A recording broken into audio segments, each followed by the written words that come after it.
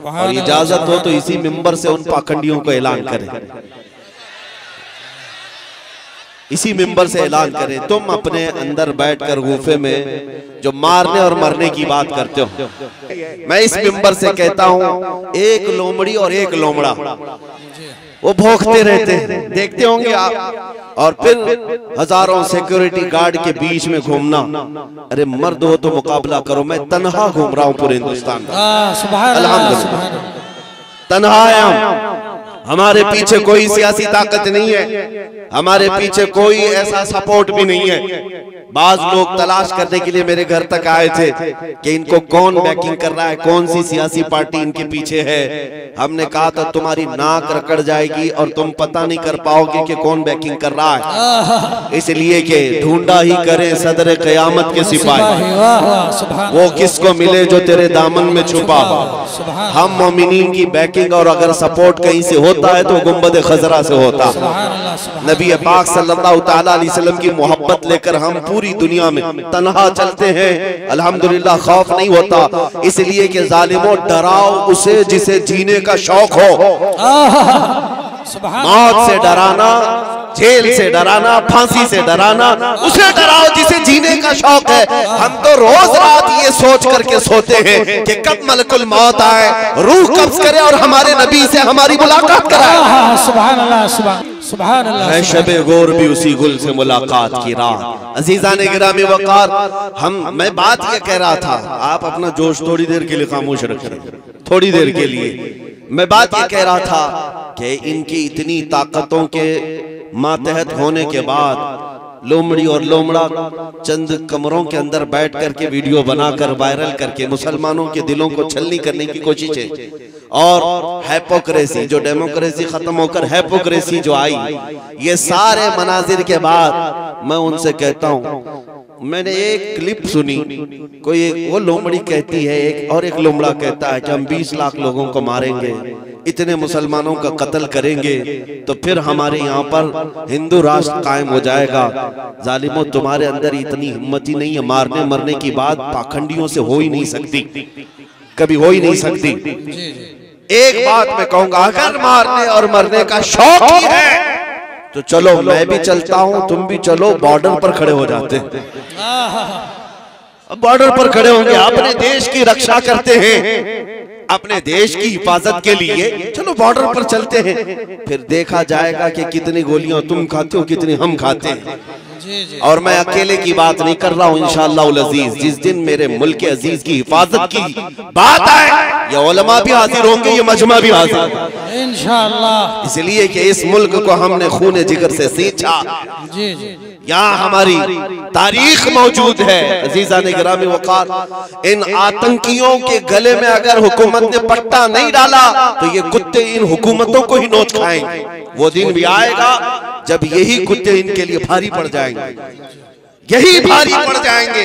अंदाजा कर ले मेरे अजीजों, कारून शायद ये समझता है कि पैसे की रेल पेल से मैं 100 साल जी लूंगा। ये शद्दाद, ये हमान, ये फिरौन ये समझता है कि मैं अपनी ताकत के बलबूते पूरे लोगों की गर्दनों पर हुकूमत कायम कर लूंगा।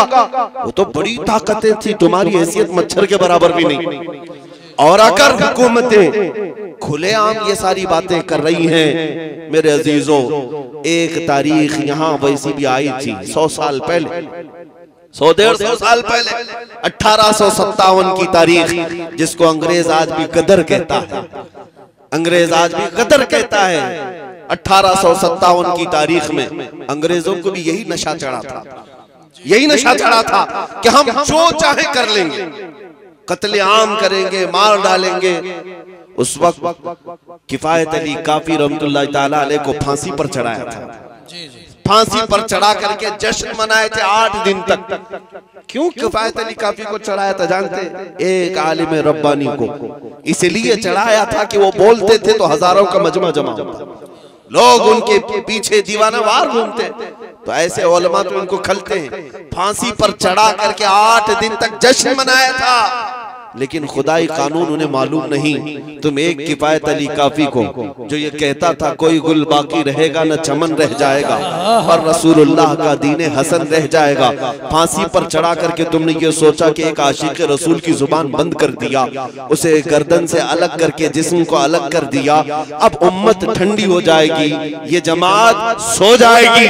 लेकिन मौला ताला का एहसान तो देखें, मुरादाबाद ज्यादा दूर नहीं है, किफायत अली काफी को यहाँ फांसी पर चढ़ा रहा है अंग्रेज, और मौला पड़ोस में बरेली में इमाम अहमद रजा को पैदा कर रहा है। ज्यादा फासला न शहरों का है न तारीख का है। एक आशिक रसूल अगर तुम्हारे हाथों फांसी पर चढ़ा है तो अल्लाह ताला ने दूसरा ऐसा आशिक पैदा किया जिसने करोड़ों दिलों में ये इश्क भर दिया, करूं तेरे नाम पे जां फिदा, न बस एक जां दो जहां फिदा, दो जहां से भी नहीं जी भरा, करूं क्या करोड़ों जहां नहीं।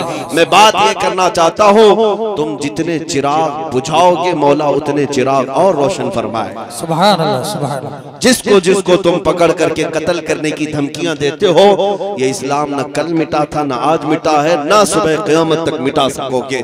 अल्लाह ने कुरान पाक में फरमाया है, युरीदूना लियुत्फिउ नूरल्लाहि बिअफ़वाहिहिम वल्लाहु युरीदु अन युतिम्मा नूरहु वलौ करिहल काफिरून।